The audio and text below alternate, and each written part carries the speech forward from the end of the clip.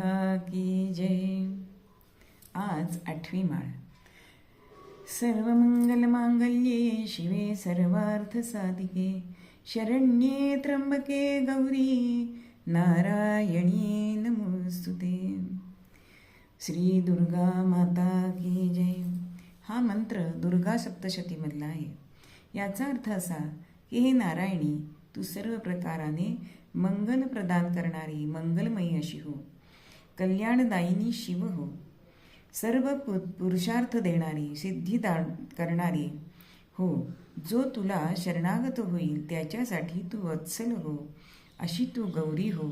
गौरी या शब्दाचा अर्थ आहे निपक्षपाती असणारी सुंदर अशी देवी पार्वती, तुला माझे नमस्कार असो. 9 संख्येमध्ये आज आपण दान बघायचे.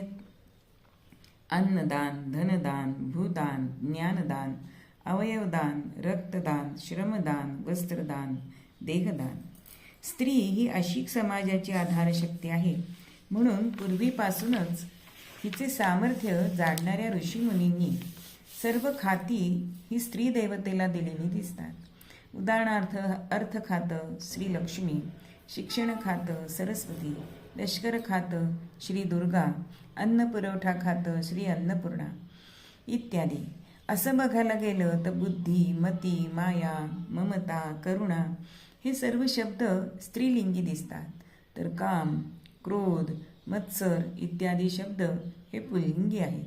अर्थात हा दृष्टिकोन विनोबा भाव्यांचा आहे. आजच्या स्त्रीने आपली गुणवत्ता पुरुषापेक्षा कणभर कमी नाही हे तिने दाखवून दिलेलं आहे. पण हे करताना पुरुषाला आपल्या पायी नमवण्यात आपण यशस्वी होत आहोत या जाणीवेने तिचा अहंकार सुखावतोय की काय अशी परिस्थिती निर्माण होऊ पाहते आहे. त्यामुळे स्त्री आणि पुरुष यांचं नातं सहकार्यापेक्षा संघर्षाचं बनू पाहत आहे.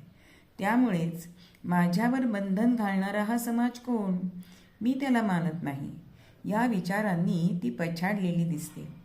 तिने आपल्या कर्तृत्वाने घरादाराचा कायापालट केला ही गोष्ट अगदी कौतुकाची असली तरीसुद्धा या कर्तृत्वाने समाजाचा, राष्ट्राचा उद्धार व्हायला पाहिजे याचा स्त्रीनी अंतर्मुख होऊन विचार करायला पाहिजे. ती अत्यंत महत्त्वाची प्रेरक शक्ती आहे. तिने स्वसामर्थ्य ओळखायला हवे आणि वापरायलाही हवे. संघटित स्त्री शक्ती समाज विघातक कार्याचा प्रतिकार करू शकते. उदाहरणार्थ दारूबंदी. या शक्तीने ती समाज उद्धार सुद्धा